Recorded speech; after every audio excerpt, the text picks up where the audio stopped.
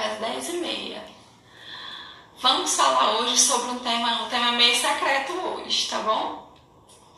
Então, você que está ouvindo aí já gravado, espera só uns segundinhos aqui que a gente vai dar tempo do pessoal entrar. Talvez a gente entre um pouquinho adiantado. Mas não, estamos aqui. Já nos apresentamos ontem. Eu sou a Zeruia. E eu sou o Thiago.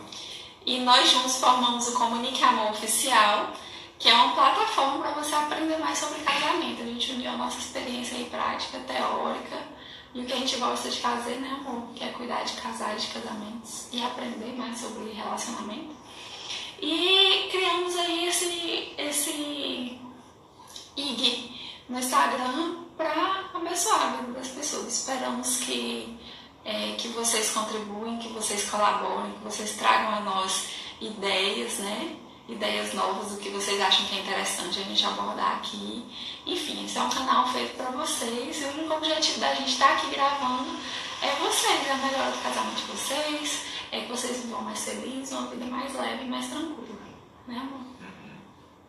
Bom, então vamos começar? Vamos começar. O tema hoje, como já falei, é um tema secreto, né?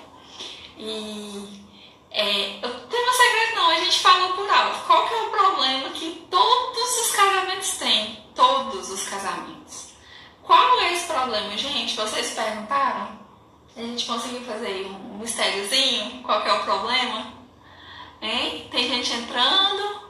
Sejam bem-vindos, boa noite.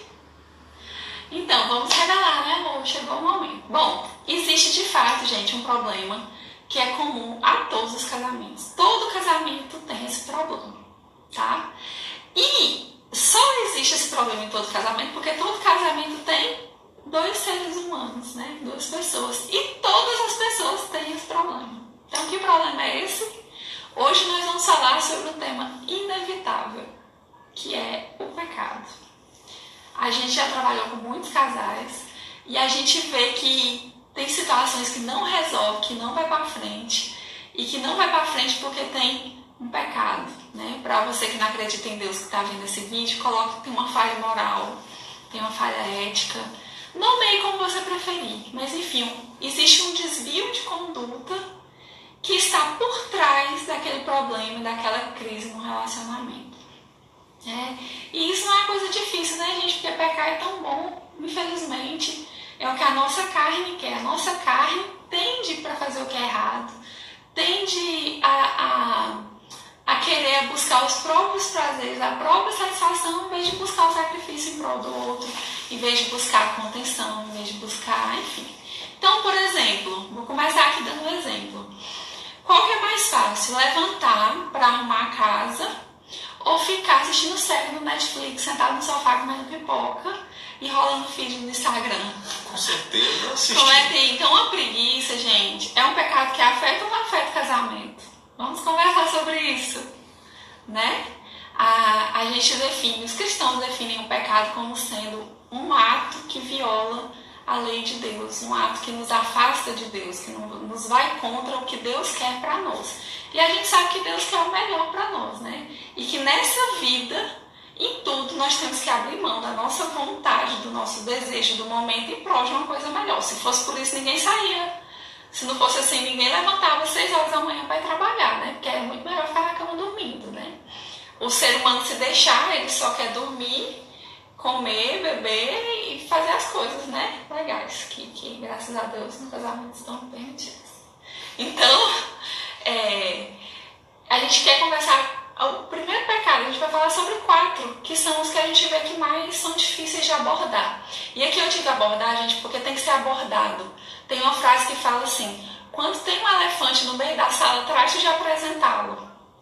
Então existe situação que é muito óbvio, que só vai resolver o casamento depois que resolver aquele trem. Só que você não resolve, porque você não quer mudar aquilo. Você fica naquela moagem, arrastando, e tentando técnica, e tentando conselho, e não vai resolver enquanto você não abrir mão daquilo. Então, o primeiro que nós vamos falar é a preguiça, né? A preguiça, gente, é um problema que afeta muito. Eu mesma, é um pecado com o qual eu luto diariamente, né? Eu tenho, às vezes, fases com mais dificuldade, faz isso com mais facilidade. Mas enfim, o que é a preguiça? É deixar de fazer o seu dever, o que precisa ser feito, para fazer o que você quer no momento, que te dá prazer no momento, que te dá alegria, que te dá satisfação momentânea, né? E eu até estava vendo alguma coisa, não sei se foi uma live, eu assisto um monte de coisa, eu leio, então não sei mais onde foi, mas eu vi que tem, é fácil da gente entender a maturidade. A criança, ela seguia pelo seu desejo, ela faz o que ela está com vontade de fazer. O jovem, ele seguia pelas suas paixões, ele segue aquele instinto, mas ainda é desordenado. E o adulto não, o adulto ele segue o seu dever, né? Então, é claro que nem todo descanso e nem todo ócio vai se configurar como preguiça, mas a preguiça é um pecado configurado quando a sua vida está tendo prejuízo, quando o seu casamento está tendo prejuízo, quando o seu marido não tem uma cueca limpa para vestir, ou quando você precisa resolver um problema no INSS, quando você tem que ir não sei aonde resolver, e você simplesmente não vai, você deixa que os seus dias se passem, e você vive, escolhe um estilo de vida que você só reage por provocação. Então, chegou o último dia do prazo, é o dia que você levanta para correr atrás. Ou acabou o último prato limpo, é a hora que você levanta para lavar a louça. Então, você coloca o seu casamento, e quando tem filhos, os seus filhos, para viverem no estado de alerta, apagando incêndio a todo momento. Porque essa família é uma família desordenada. É uma família que sempre tem um imprevisto. É uma família que chegou atrasado, furou o pneu, perdeu a audiência. Taranana. Por quê? Porque nada foi previsto com antecedência, nada foi organizado, nada foi planejado. Então, a preguiça também leva a desorganização financeira, que é uma coisa muito difícil para os casais, porque você está construindo a vida junto com o seu marido. Então, vocês vão construir o patrimônio de vocês vão construir os sonhos de vocês, né? Viagens e tudo. E quem que realiza alguma coisa sem planejar? Só se for parcelando 1000 vezes um cartão de crédito, depois sofrendo, depois se endividando, né? É um pouco brasileiro isso. Mas a gente tem que entender que a gente tem que parar de fazer o que está gostoso de fazer naquele momento para fazer o que é preciso, para se organizar, para pensar, desculpe. A Bíblia fala que vede bem como andais, com prudência, eu não sei deparar direito, remindo o tempo, porque os dias são maus. Então, a Bíblia nos alerta a sermos prudentes, a plantarmos no verão, a trabalharmos durante o dia, para que quando chegue a noite, o tempo do descanso, você esteja ok. Se você ler lá em Provérbios 31, a mulher virtuosa fala que ela não teme o dia de amanhã, né? Porque não teme o frio, porque todas as suas casas estão vestidas de lã escarlate, ela faz roupas para a sua casa. Ela está tranquila, por quê? Porque ela tem previsão, ela age antes de as coisas estarem numa situação louca, que ela já vai ter que sair correndo e se estressar. Então, muitas vezes, o que você chama de estresse, minha vida é muito estressada, eu tenho coisa demais para fazer, não sei o que, é desorganização. E a sua desorganização vem da preguiça, que é um pecado que tem que ser detectado e que tem que ser... você tem que abrir mão, você tem que vencer o seu corpo, né? Meu pai fala isso, você não pode dar voz ao corpo, não, você tem que vencer o seu corpo para você lutar contra isso e agir, né? Apesar de você ter vontade. Essa é a primeira que a gente abordou. Bom, seguindo a linha desses 4 que a gente escolheu, não está muito distante, e na verdade a consequência a mentira, a preguiça, ela traz alguns outros pecados como consequência, e um deles é a mentira, porque você acaba se induzindo a querer como é que eu posso dizer, corrigir alguma coisa que você talvez não tenha feito por desleixo, ou por preguiça mesmo, ou por, sei lá, procrastinação, qualquer coisa.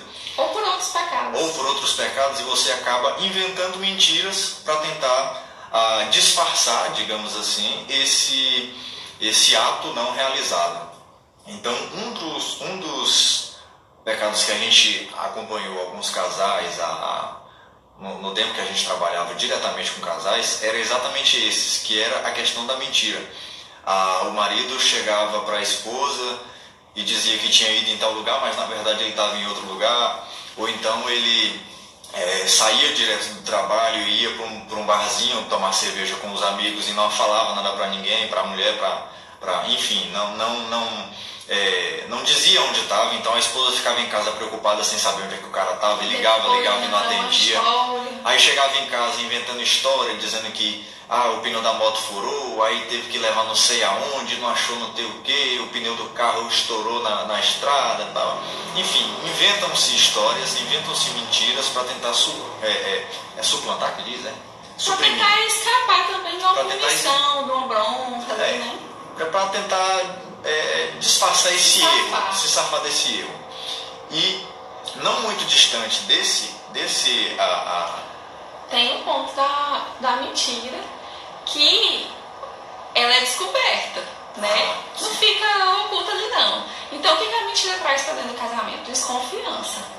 Então mesmo que seja uma coisa pequena, né?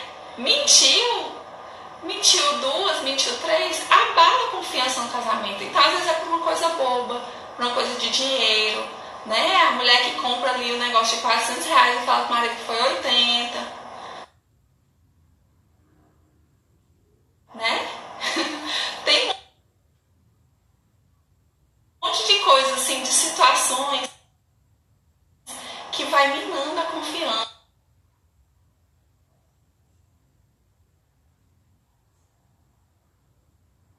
Não sei, às vezes a desconfiança vai para outras áreas, vai para a área sexual, vai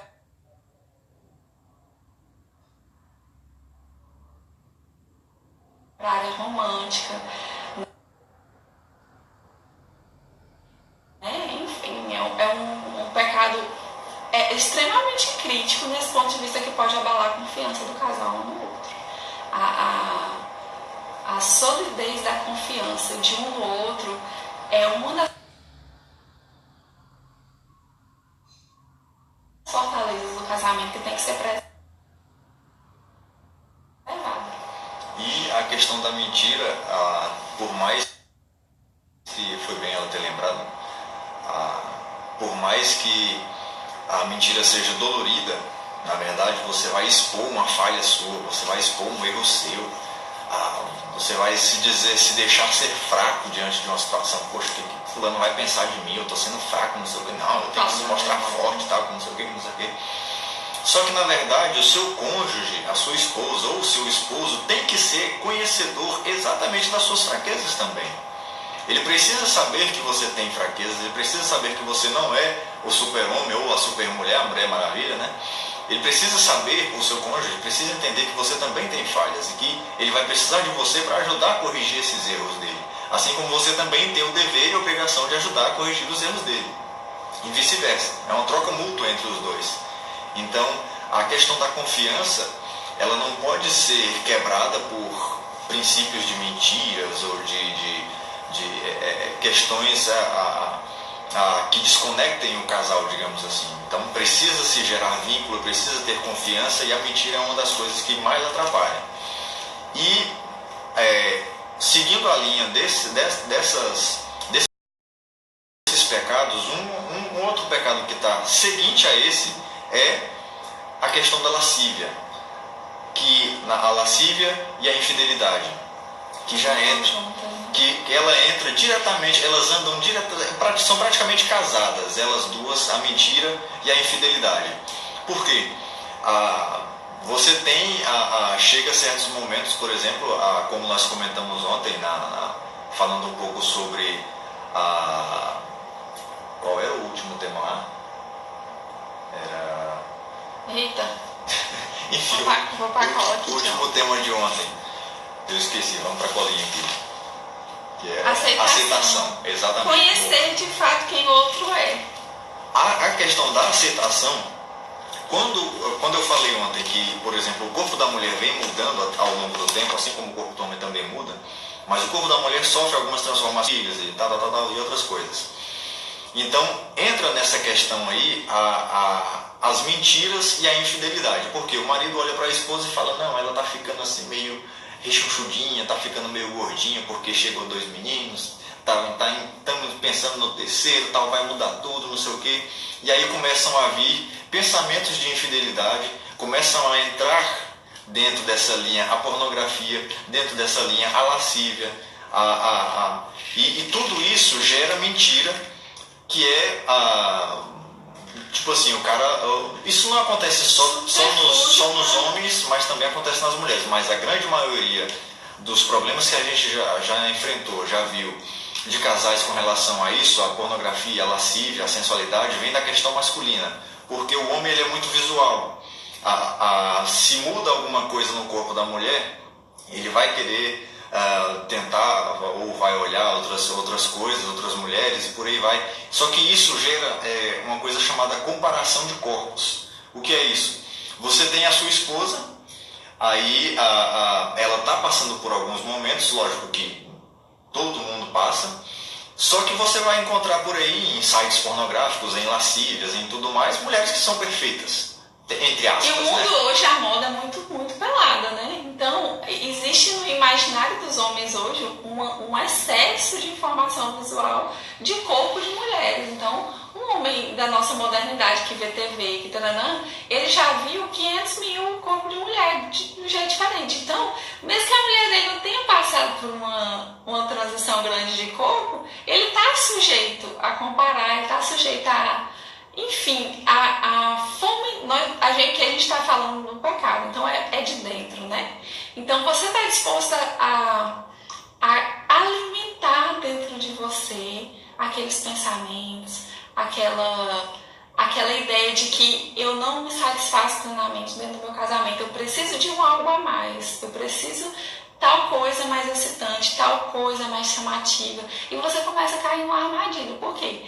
Você está se alimentando de uma coisa fora do casamento e o seu casamento está deixando de ser nutrido nessa área, porque não adianta que vai esfriando o relacionamento, você vai se distanciando emocionalmente do seu marido, da sua mulher, quando você está pensando em outra pessoa, quando você está vendo outras imagens, vendo outros vídeos, outras coisas. Isso gera comparações. Porque você vai, tanto o homem quanto a mulher pode olhar para o corpo do cônjuge e falar, não, mas o corpo de fulano que eu vi na internet é mais agradável que não sei o que e tal.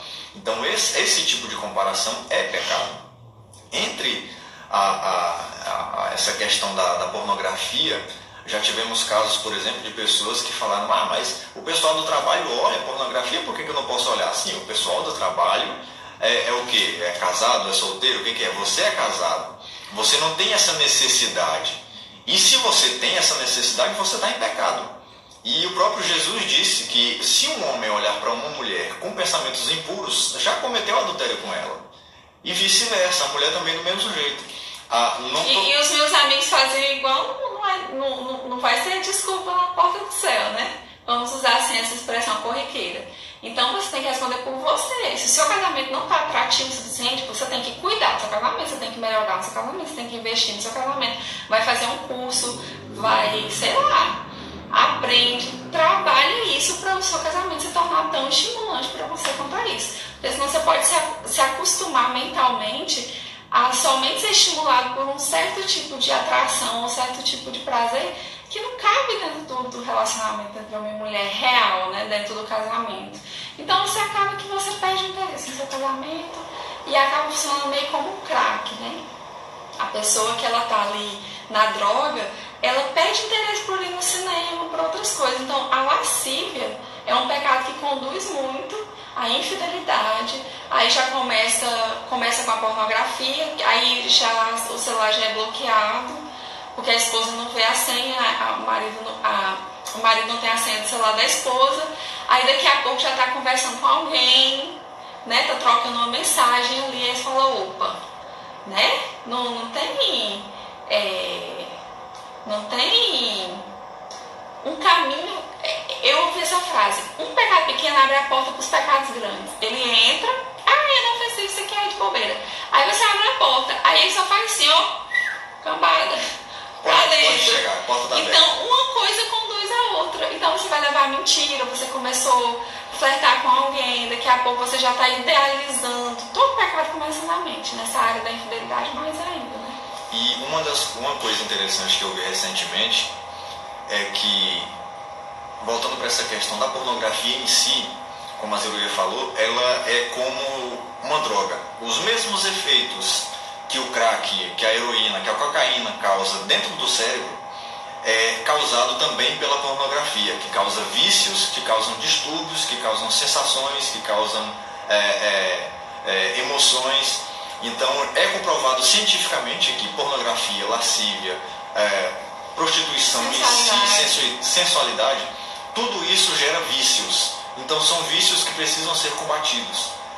Vícios que não é, digamos assim, não vai ser combatido com meia horinha, uma horinha de conversa, com não sei o que. Não, é igual, você precisa, por exemplo, tem um alcoólatra, ele vai para A, ele vai para um encontro onde tem pessoas que sofrem do mesmo problema e ele precisa passar por um certo, digamos assim, um período de treinamento para treinar a sua mente, para treinar o seu entendimento sobre aquilo, para entender que aquilo é pecado. Para que não é reabilitação. Exatamente, para entender que aquilo é ruim e que aquilo pode ser completamente danoso e desastroso dentro do casamento. E voltar a química do organismo. E voltar, né? Exatamente, porque dentro do casamento você tem a sua esposa, você tem o seu marido para se satisfazer.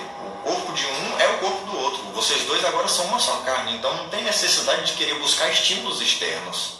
E se está tendo estímulos externos, precisa se combater. Como? Se fecha numa clínica, né, entre aspas, né? E busca o tratamento, conversa com a esposa, depois conversa a gente com o marido. vai, inclusive, se aprofundar mais sobre isso. Esse tema. Uma das coisas que é necessário fazer é expor, contar para o cônjuge aquilo que está se passando com ele. A esposa chegar no esposo e falar, poxa, não estou me sentindo bem, tô cometendo esse erro, por quê? Conta, gente, fala. Mas por quê? Porque eu tô vendo você assim meio desleixado, você tá ficando gordinho, não sei o que, e eu não gosto muito disso, quando a gente casou era magrinho, papapá. A mulher são do as mesmo desculpas, jeito. Né? Nós estamos só explicando aqui, mas nada justifica. Nada justifica, mas... justifica. A gente fez um voto de fidelidade. Mas você precisa conversar, você precisa entender o que está se passando com o seu cônjuge para saber que situações adversas podem acontecer e que vocês precisam mudar, vocês precisam melhorar. Gente, eu lembrei de uma coisa. Eu e o Thiago, antes da gente casar, a gente celebrou um TAC. É amor. E nesse TAC teve um ajustamento de conduta. E eu vivo querendo quebrar. É só uma cláusula do TAC que ele quer quebrar cada moto. Tá? Mas depois a gente conversa. Aí, um dos TACs que a gente fez a gente sabe que quem confessa tentação, confessa pecado. E a gente sabe que todo ser humano da face da terra é tentado. Jesus foi tentado. Ele não pecou, foi o único que não pecou, mas ele foi tentado. Né? Então, o que a gente falou? Se a gente não puder confessar nossas tentações um para o outro, a gente vai confessar para quem? Pode ser que a gente não tenha um amigo, uma pessoa próxima. Então, a gente tem que contar com o outro. Agora, já pensou se eu chego para o Thiago, ele para mim, que é a mulher mais dramática. Ele chega para mim para me confessar um trem que ele fez, o que ele pensou, o que ele está sentindo atração por outra pessoa. E eu, meu Deus, eu vou morrer, minha vida acabou, você não me ama mais. E faz aquele drama. Como que faz? Que dia que ele vai voltar para confessar alguma coisa para mim de novo? Ele vai guardar tudo dentro dele, entende? Por quê? Porque eu não vou ter estrutura emocional. Então, qual foi o TAC celebrado? A cara de paisagem. Então faz aí a cara de paisagem. Então toda vez que o cônjuge vier e falar assim, amor, eu preciso conversar com você uma coisa muito séria, eu preciso confessar uma coisa pra você. Confessar um crime. Aí o outro automaticamente entra naquela vibe assim, eu sou um psicólogo sentado do lado de cada mesa, muito sério, muito profissional, né? E eu vou ouvi-lo. Pois não, meu amor, diga o que você deseja, o que você quer falar. Amor, é o seguinte, eu tô me sentindo atraído por uma colega de trabalho.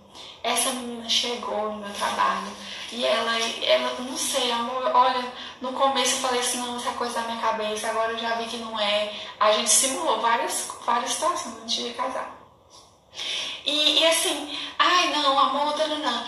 Ai, é mesmo. Ok, a paisagem, né? Nossa, é mesmo, amor. Nossa, amor, que coisa terrível. Nossa, amor, que chato. Mas olha, acontece, né? Todos nós estamos sujeitos a isso. Vamos traçar uma estratégia? O que nós vamos fazer para você parar com esses sentimentos? O que você acha que é legal? Será que tem como você trocar de sala? Será que tem como não sei o quê? Vamos fazer uma viagem? Vamos fazer mais programas a dois? A gente passa aquele tempo cuidando daquilo, até o momento que o outro já se livrou daquela tentação, se livrou daquele trem, e a gente tem experiência própria, que na hora que você conta, o trem perde 70% do poder que tinha sobre você. É impressionante como, quando está em oculto, aquele trem vai fomentando, vai crescendo dentro de você. E quando você conta, não, ele é um trem assim, você fala assim, depois você olha e você passa assim, nossa, que menina sem graça. Se eu não me engano, está em Tiago, que diz que confesse a Deus os seus pecados e você será curado. Confesse você será perdoado. E confesse ao seu irmão e você será curado. Então a gente tem esse princípio de confissão para que a gente venha a entender que é necessário passar por um processo de cura, um processo de perdão, e voltando para a linha da infidelidade, é aí que entra o confessar, o conversar, o saber expor o sentimento, aquilo que está se passando, o que está influenciando. E o outro, gente, para de receber como uma ofensa. Entende que seu marido é um ser humano, que ele não é perfeito, que ele é um pecador. Ajuda ele, larga de ser chata, larga de ser mimizenta, né? Porque a gente faz um drama, meu Deus, minha vida, Então, o trato passou essa fase de confissão, a gente, quando resolveu, aí o outro pode falar, nossa, amor, fiquei tão mal, nossa, eu me senti tão mal, minha autoestima foi lá pro chão. Aí é hora de cuidar daquela pessoa. Mas a prioridade é cuidar de quem está sendo tentado, de quem está passando por esse problema. Por quê? Porque isso mantém vocês unidos, mantém uma cumplicidade, né? O pessoal não gosta dessa frase porque é relacionada a crime. Mas mantém essa parceria aí entre vocês. E, assim, só para finalizar essa questão que a gente está comentando aqui sobre a infidelidade, sobre a pornografia, sobre lascívia, sobre sensualidade, os homens eles são mais tentados a isso, sim. Eu acho que o mundo em si influencia para isso. Tanto é que você vê banners e posters espalhados pela cidade com mulher de biquíni, e você está dirigindo o carro ali e tem uma mulher com sutiã aparecendo ali na sua frente do nada. Uma mulher gigante, de 3 metros de altura. Então acaba que isso influencia, mas a mulher também é influenciada pela sensualidade, pela lascívia e pela pornografia. Mulheres também sofrem com isso também. E outra coisa, a pornografia feminina é diferente, ela vem travestida de romance, né? Então, esses negócios igual não sei quantos tons de cinza, esses trem, não é só romance. Gente, aquilo lá é pornografia feminina, porque a pornografia que é produzida por um público feminino envolve um roteiro, envolve uma aula, porque o emocional é muito ligado à sexualidade da mulher, né? Então, o que ela faz? Ela constrói no imaginário dela aquela cena, aquele trem. O homem não precisa disso, o homem ali vê ali, bananã, né? E a mulher não, ela é mais assim. Então, cuidado para você achar que você está construindo um romance na sua cabeça, construindo uma história, lendo aquele trem que te envolve, mas você está roubando, aí vamos pegar, não roubarás, né? Você está roubando uma emoção romântica que pertence ao seu marido e a mais ninguém. Não estou dizendo que você não pode ler um livro que tem um romance que vai te emocionar. Eu estou dizendo de você cultivar aquilo como a sua fonte de prazer romântico, entende? E quiçá sexual. Então, muito cuidado, mulheres, para entender que existe hoje no mercado um tipo de pornografia voltado para o público feminino, que também esfria o casamento, que também traz comparação, que também o seu marido nunca vai ser aquele parâmetro ali que você está tentando comparar, e isso vai te causar frustração. A Netinha está falando aqui com relação a filmes também. Filmes, você está assistindo filme, série. Não, mas essa série é histórica, ela é ótima, eu estou aprendendo tanto, é só uma cena ou outra. Aí uma vez eu vi alguém falando assim, tá bom, e se você estiver comendo um prato assim de comida japonesa, comida mais deliciosa do mundo, e tiver uma barata enorme no meio daquele prato, você vai tirar a barata e comer o resto? Acho que não, né? Acho que essa barata contamina o prato, não contamina? Então, gente, a erotização e a pornografia dentro dos filmes contamina o filme, contamina a série, né? A gente, muitas vezes, eu não sei vocês, mas a cultura parece que é da gente procurar o limite mais próximo do pecado ali que pode. Isso aqui pode, isso aqui não pode, isso aqui pode, porque eu quero ficar o mais pertinho possível da margem ali que separa o que é pecado e o que é o normal. Ou seja, o meu coração está pegado ao pecado. O meu desejo está sendo fazer o pecado, não agradar a Deus. E não cultivar, ser um jardim fechado, a minha mente, o meu coração ser um jardim fechado para o meu marido, né? Então, gente, vamos se afastar dessa borda de pecado. Não fica nem procurando demais. Ah, isso aqui pode. Você teve um sinal, você teve uma versão, já descarta. Porque é melhor você tirar uma coisa que está te dando alegria, que está te dando prazer, satisfação, mas você manter o seu casamento sólido, você manter o seu coração no seu esposo, na sua esposa, você manter o seu desejo sexual, você pensando nele, você pensando nela, entende? Então, isso é muito importante, se guardem um para o outro, construam ali um oásis no deserto de secura que está esse mundo vivendo aí, sem limite nenhum. Construa esse oásis de amor, de romance, né? Se guarde, se proteja, joga. Melhor você arrancar o olho fora, lá como diz, né? Melhor você entrar no céu sem o olho, sem uma mão, do que o corpo inteiro ser lançado no fogo. Então eu digo, é melhor você abrir mão daquilo do que você estragar seu casamento. E para finalizar, o último dos que a gente separou aqui, o primeiro a gente falou sobre preguiça, depois sobre mentira, depois sobre lascívia, infidelidade, que aí entra a questão da pornografia, lascívia, enfim. E agora vem a questão da gula, que também é uma das coisas que mais atrapalha no relacionamento, que é outro pecado que a gente percebeu assim, que traz assim uma questão, como é que eu posso dizer assim, é meio que devastador também dentro do casamento. E a gente pensa em gula, a gente pensa no que é comida, né? Que é o mais clássico, mas a gula tem outras áreas da vida, tá? Mas vamos fazer um exemplo aqui da comida, que é a comida é o mais assim que dá pra gente imaginar. Gente, a pessoa que tá aqui, aquela ansiedade, aquele trem, a pessoa que é um comedor compulsivo, ela tá aqui conversando com você, tem uma comida em cima da mesa, ela não aguenta, ela não se liga no assunto, enquanto não acabar aquele trem ali, ela pega um trem, pega outro, pega... Onde eu tava com uma amiga, muito assim, acho que uns 12 anos atrás, não pode estar aí revelando a idade. Aí, e a gente sentava na casa de uma terceira pessoa, e a gente passou mais ou menos uns 50 minutos ali na mesa sentada. E tinha uma bandeja que tinha uma bolacha, daquelas bolachas de sal, e tinha umas 3, 4 bananas e tinha, acho que uma maçã, na bandeja, na mesa da cozinha. Gente, a gente foi conversando e eu com as mãos aqui, mexendo em outra coisa, e ela ia lá e pegava uma bolacha e comia. Eu percebi que ela comeu umas 3 ou 4 coisinhas, eu percebi, uma conversa empolgante, tudo bem. Quando eu olhei para a bandeja, não tinha mais nada na bandeja. Ela tinha comido o pacote inteiro de bolacha, inteiro, as bananas e a maçã.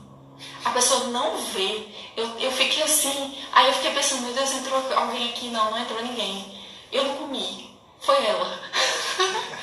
Então, o que é o pecado da gula? É o pecado da ânsia, né? Você terminou de comer, você está com a barriga cheia, você está bem nutrido, mas você não está satisfeito. Você quer mais.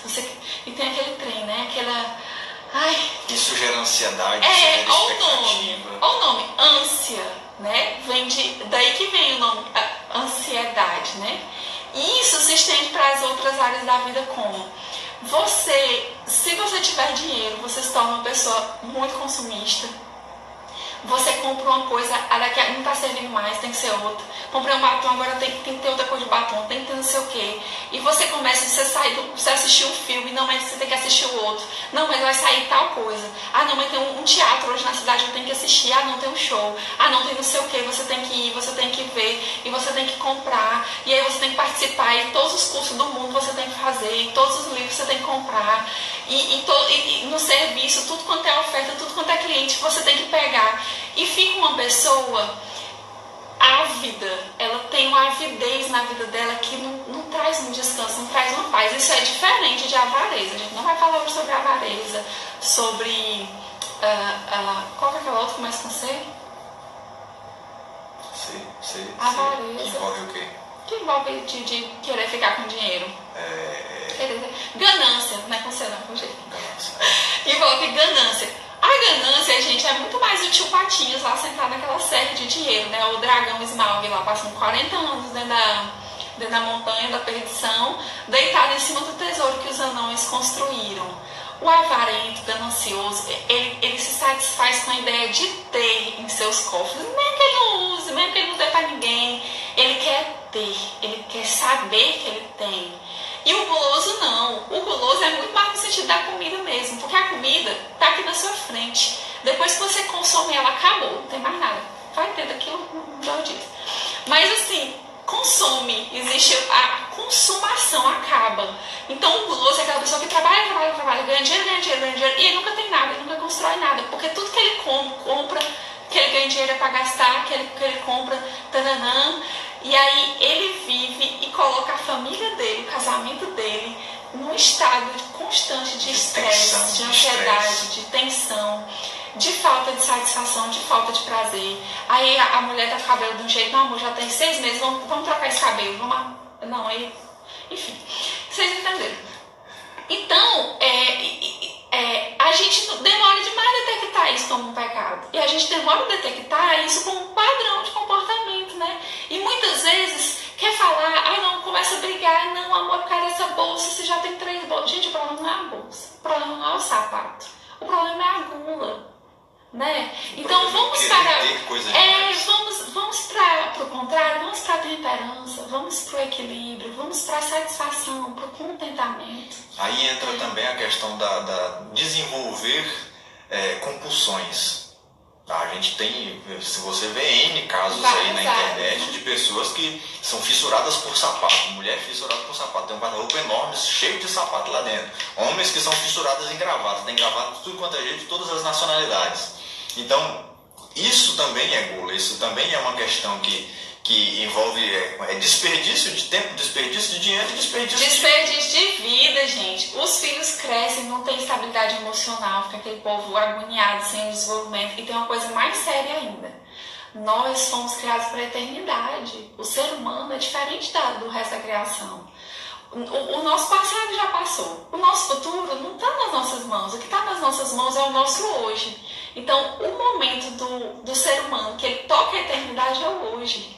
Então, eu tenho que viver o meu hoje. No meu hoje, eu tenho que ter tempo para refletir. Eu tenho que ter tempo para meditar, para ler uma poesia, para sentar na porta de casa e conversar com o marido. Né? É aquela imagem do índio lá, o cacique já de 90 anos, sentado numa fogueira, fumando um cachimbo.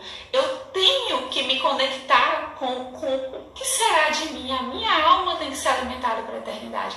E quando você se entrega à gula, que é mais ou menos o oposto da preguiça, né? O preguiçoso não faz nada, ele está bem aqui, o guloso está bem aqui. Vamos bater no liquidificador os dois. Mas o guloso, a vida dele passa e ele não vê. E ele não faz nada de útil. E ele não pensou em alguém, ele não existiu enquanto alma, enquanto ser humano nessa terra, nessa esfera, né? A Sara está falando, fora o trabalho de manter organizado uma casa lotada de tralha. Gente, o tanto que dificulta a organização ter tanta coisa. Meu Deus, a gente fez uma limpa aqui em casa esses dias na cozinha. Doamos um monte de trem, até coisa assim que eu falei, meu Deus, eu não me arrepender de estar vendo isso aqui. Gente, mas que paz, eu dei minha torradeira. Tinha um ano que eu não comia pão. Aí achei um pão lá sem trigo e sem leite. Vou comprar o pão. Aí agora eu dei minha torradeira. Aí, gente, tem a frigideira, derrete a manteiguinha lá, coloca o pão. Gente, esquenta. Aí tirou ali, fica crocante. Do mesmo jeito eu não precisava de uma torradeira. Entende? Então, assim, a vida é muito mais simples. Quando a gente busca a simplicidade, a gente busca a sabedoria. Todos esses pecados e vários outros, a gente trabalha no equilíbrio, né?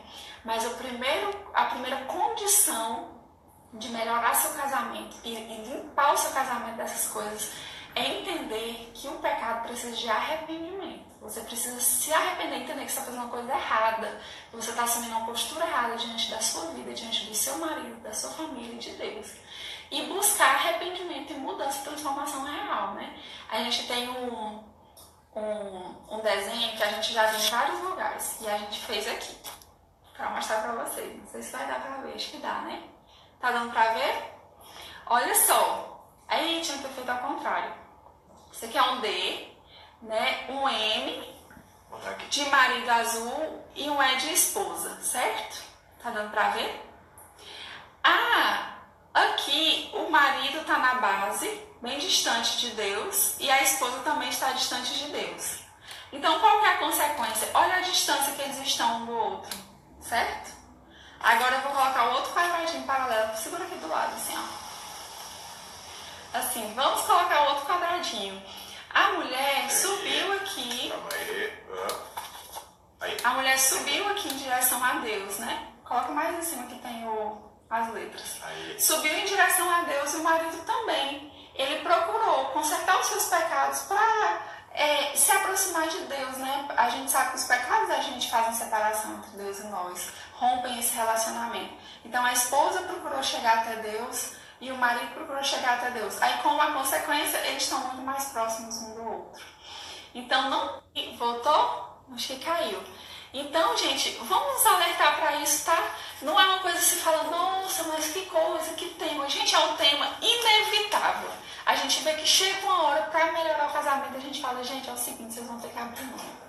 Né? Você quer um casamento feliz ou você não quer? Então, confia em Deus. A Bíblia diz que a vontade de Deus é boa, perfeita e agradável. Confia nele. Se isso é o melhor, já pensou que você pode nunca ter vivido um casamento de plenitude como tem que ser?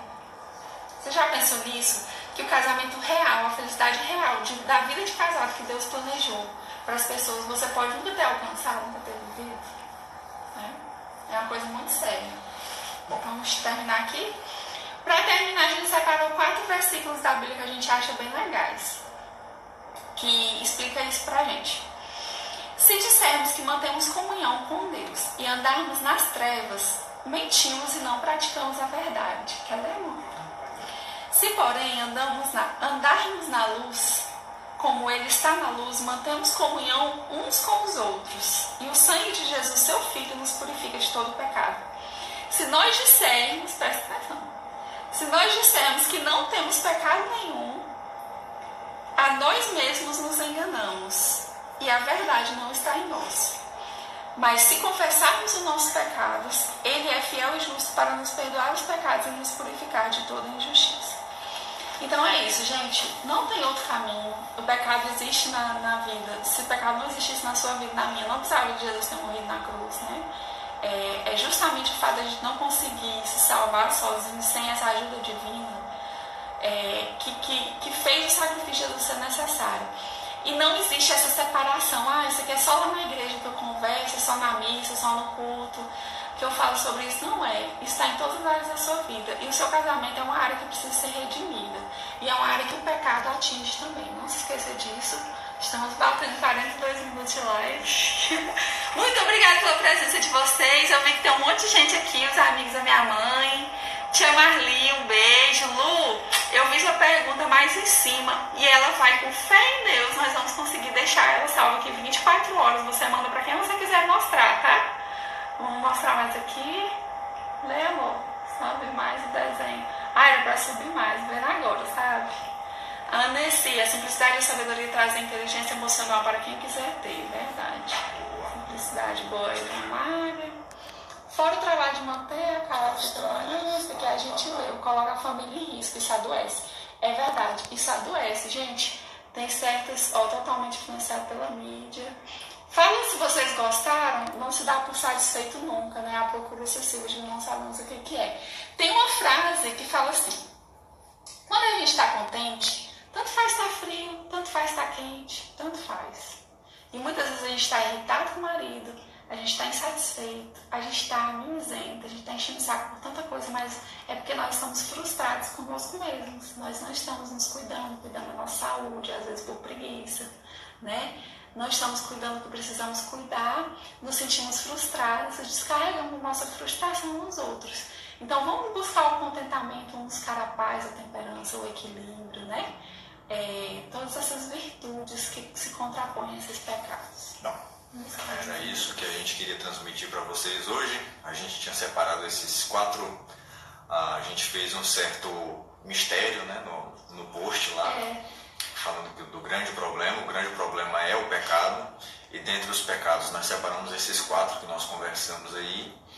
Então é isso, agradecemos a presença de todos vocês. Está sendo muito bom, foi muito bom, está sendo muito bom. E é isso. Então tá bom, gente.